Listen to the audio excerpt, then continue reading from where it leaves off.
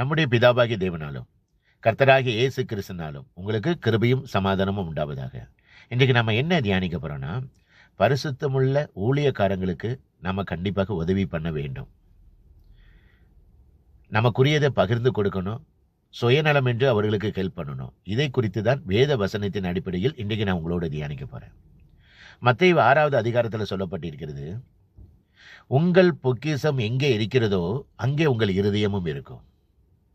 எபிரேயர் 6வது அதிகாரத்தில் சொல்லப்பட்டிருக்கிறது, உங்கள் நன்மைகளையும் ரட்சிப்பு கேட்ட காரியங்களை குறித்து நாங்கள் கேள்விப்பட்டு நாங்கள் உங்களை நம்புகிறோம். ஏன்னா உங்கள் கிரியைகளினாலும் நீங்கள் பரிசுத்தவான்களுக்கு செய்த ஊழியத்தினாலும் செய்து வருகிறதுனாலும் அவருடைய நாமத்தின் மேல் காண்பித்த அன்புள்ள பிரயாசத்தை மறந்து விடுவதற்கு தேவன் அநீதியுள்ளவர் அல்லவே.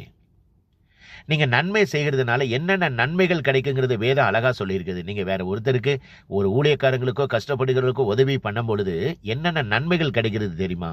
வேதம் அழகாக சொல்லியிருக்கிறது. நீதிமொழிகள் 11வது அதிகாரத்தில், வாரி இறைத்தான் விருத்தி அடைவாரும் உண்டு, அதிகமாய் பிசினத்தனம் பண்ணியும் வறுமை அடைவாரும் உண்டு, உதார குணமுள்ள ஆத்துமா செழிக்கும், எவன் தண்ணீர் பாய்ச்சுகிறானோ அவனுக்கு தண்ணீர் பாய்ச்சப்படும்.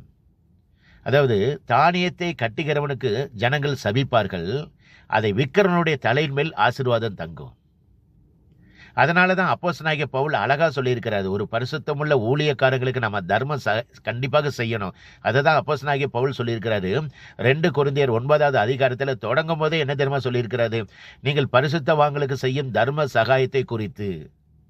அதுக்கப்புறம் நீங்கள் அப்படியே அதிலே வந்தீங்கன்னு பார்த்தீங்கன்னா, அதாவது நம்ம எல்லாவற்றிலும் எல்லாருக்குள்ளும் எப்பொழுதும் நல்லபடி பரிபூர்ணமுடையவர்களாக இருக்கும்படிக்கும் சகலவித நற்கிரிகளை செய்யும் இருக்கும்படிக்கும் தேவன் நமக்கு கிருபையை செய்ய மிகுந்த வல்லவராக இருக்கிறார்.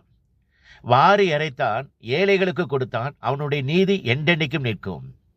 விதைக்கிறவனுக்கு விதையையும் புசிக்கிறவனுக்கு ஆகாரத்தையும் அளிக்கிறவர் உங்களுக்கு விதையை அளித்து அதை பெருக பண்ணி உங்கள் நீதியின் விளைச்சலை வருத்திக்க பண்ணுவார். அப்போஸ்தலனாகிய பவுல் கலாத்தியர் 6வது அதிகாரத்தில் அழகா சொல்லுகிறாப்ல, மாம்சத்தினாலே விதைக்கிறவன் மாம்சத்தினாலே அழிவை அறுப்பான், ஆவியினாலே விதைக்கிறவன் ஆவியினாலே நித்திய ஜீவனை அறுப்பான். நன்மை செய்வதில் சோர்ந்து போகாதிருங்கள். இன்னைக்கு நம்மகிட்ட என்ன குறைகள்னா, இன்னைக்கு நிறைய பேர்கிட்ட பணம் இருக்குது, ஆனால் உதவி பண்ண மாட்டேங்கிறோம். ஏன்னா பண ஆசை அவர்களுக்கு, பண ஆசை மேலே அவங்க மேலே பண ஆசை இருக்கிறதுனால மற்ற ஊழியக்காரங்களுக்கோ கஷ்டப்படுகிறவர்களுக்கோ இன்றைக்கி நம்ம அவங்க உதவி பண்ணாமல் இருக்கிறாங்க. அதனால தான் அப்போஸ்தலனாகிய பவுல் அழகாக சொல்லியிருக்கிறாரு தீமோத்தியில், போதும் என்கிற மனதுடனே கூடிய தெய்வ பக்தியே மிகுந்த ஆதாயம். பண ஆசை எல்லா தீமைக்கு வேறாக இருக்கிறது. ஐஸ்வர்யம் உள்ளவர்கள் இருமாப்புள்ள சிந்தையில் உள்ளவர்களாக இராமல் நிலையற்ற ஐஸ்வர்யத்தின் நம்பிக்கை வைக்காமல் நாம் அனுபவிக்க சகலவித நன்மைகளையும் சம்பூர்ணமாய் கொடுக்கிற தேவன் மேல் நம்பிக்கை வைக்க வேண்டும். நன்மை செய்யணும், நற்கிரிகளில் ஐஸ்வர்யங்களாக இருக்க வேண்டும், தாராளமாய் கொடுக்கணும், உதாரத்துணமாய் கொடுக்கணும், நித்திய ஜீவனை அடைமடிக்க வருங்காலத்தில் நல்ல ஆதாரத்தை பொக்கிஷமாக சேர்த்து கொள்ள வேண்டும். இன்றைக்கு நீங்களும் நானும் பரிசுத்த ஊழியக்காரங்களுக்கு உதவி பண்ணுகிறோமா? கஷ்டப்படுகிற மக்களுக்கு உதவி பண்ணுகிறோமா? இதை நீங்கள் தான் சிந்தித்துக் கொள்ளணும். வேத வசனத்தின் அடிப்படையில் உங்களை தானே நீங்கள் சிந்தித்து தியானித்துக் கொள்ளுங்க. கர்த்தர் உங்களை ஆசீர்வதிப்பாராக. இந்த உலகத்தில் உண்மையான ஒரே ஒரு தெய்வம் இயேசு கிறிஸ்து ஒருவர் மட்டுமே. இயேசு கிறிஸ்து சீக்கிரத்தில் வரப்போகிறார். உங்கள் பாவத்தை விட்டு மனம் திரும்புங்கள், பரலோக ராஜ்யம் சமீபத்திருக்கிறது. கர்த்தருக்கே மகிமை உண்டாவதாக. ஆமேன். அல்லேலூயா.